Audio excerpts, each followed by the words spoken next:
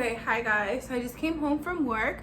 I'm just gonna start this video off by saying, like, if you are sensitive to like language and aggression, if you're just really sensitive person, I recommend you to stop watching the video and wait till tomorrow when I post a new video at 2 p.m. It's gonna be my normal upbeat vlog. Okay, is it clear? Is the coast clear?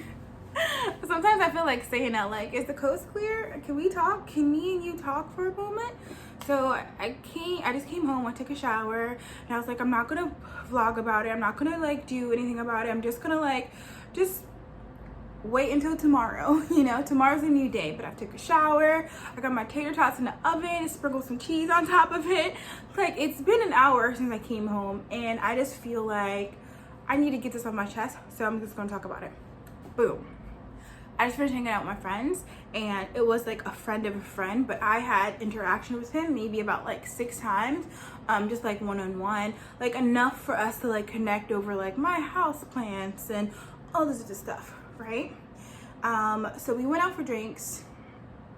Sorry, I'm trying to like block the, okay. So we went out for drinks, nothing to it or whatever, but then he starts going on like this whole rant, this whole everything, and it came out of nowhere. Now mind you, we're in like kind of like a closed, like COVID cozy type of place. Like, it's still distanced from each other, from other diners and stuff like that, but it's still like an intimate vibe. Now he starts like raising his voice and like grandstanding, and you guys know I hate people who grandstand. Like, I just not hate is a strong word. I am unamused by people who are just grandstanding. So he started talking about everything. Like, he started, first of all, he went on a tangent about like test tube babies and designer babies, and how there's no longer like a man and a woman, or like a couple that are having children on an intentional children. They're like going to labs and getting designer handbag babies and stuff like that. All right, I can see this conversation happening like casually. Maybe he read something, he's a little tipsy, he like just need to get off his chest. Okay, whatever. But then he starts, first of all, I know you guys don't think that I'm going through the whole like designer baby thing or whatever. I cannot afford that stuff. I will not even do that stuff.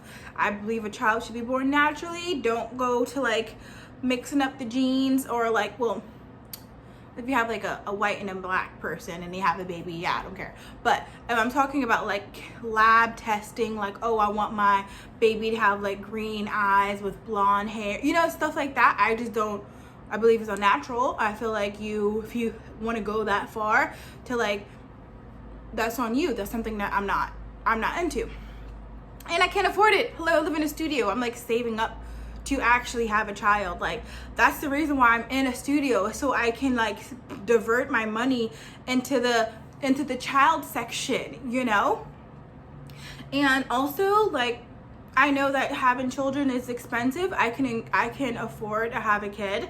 It's just I can't afford like the $13,000 every 6 months. I mean, without living in a studio and stuff like that. Like, I can afford it, obviously I'm doing it, but like, I'm just saying, like a child isn't $13,000 every a half a year, you know what I mean? Like, maybe $5,000, you know what I mean? So I could afford, when my baby's out, to like provide for my child, no problem. It's just like the labs, like doctor's appointments, stuff like that, to have a kid, and I can't have it naturally, so I have to do the whole I.V.F route. Okay, I feel like I had to defend myself, and that's like when you know, like, that person got to me so much. And I've never raised my voice like in aggression, like, since like maybe like, I don't even remember, you know. Like, I'm more of like, oh, you speak your truth, I don't agree with it, I may like talk to you normally, but I won't raise my voice. I was like raising my voice, like I was angry, you guys. I was angry. It was not happy smiles with me. And you know how like you're angry, you start crying? So I'm like crying, and I'm just like, how dare you say that?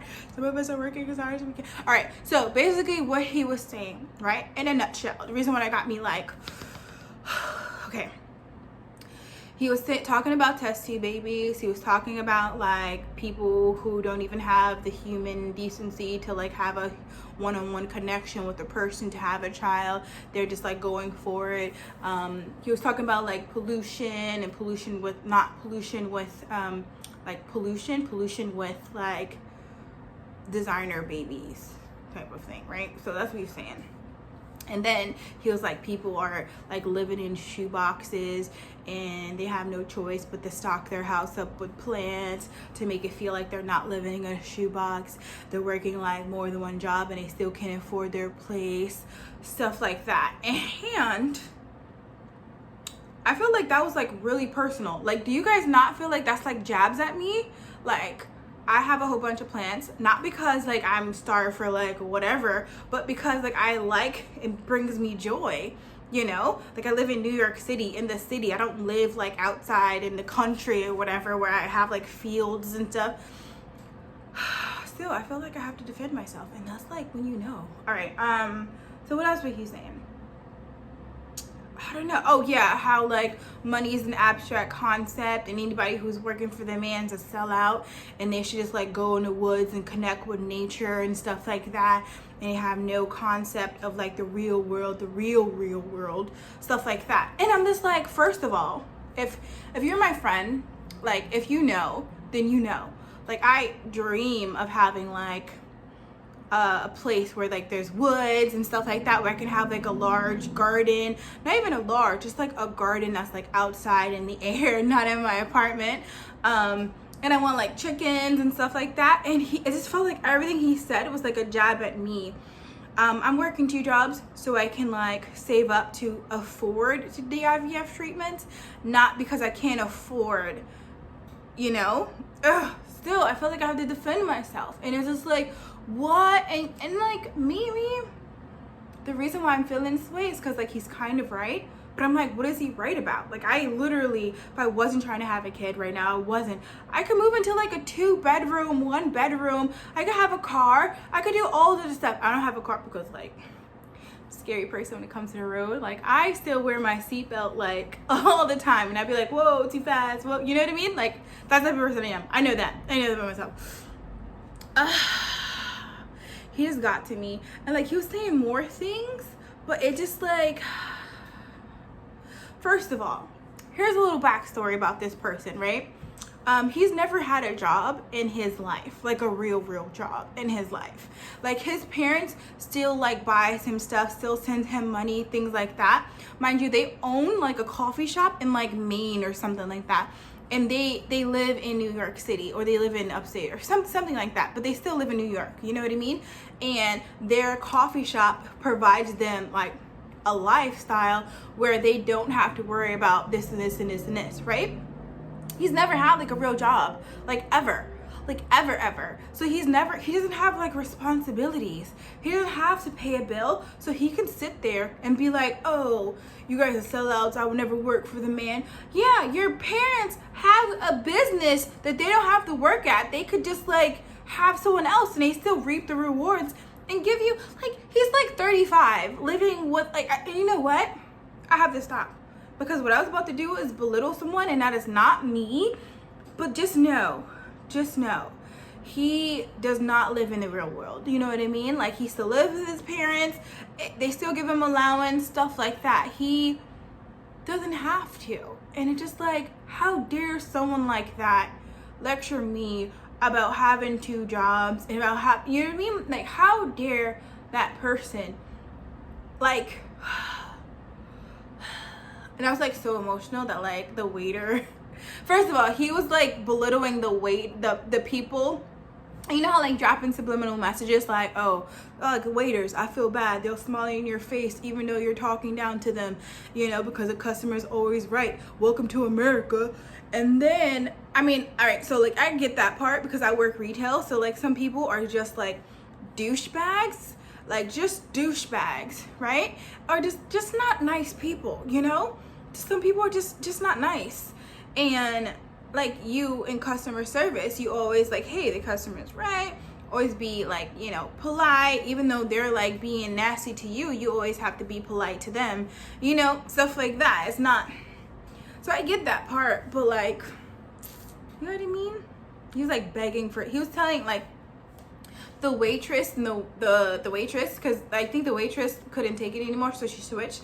So the person that brought us our check was a male. And I was like, oh gosh. And you know how like someone is being like loud and disruptive against like the whole like ambiance of like the whole establishment? We were that table, because like everyone kept like looking over, stuff like that. And it was just like, you know, first of all, I was embarrassed, because like, not for nothing, like I know I shouldn't say this, but I'm gonna say it.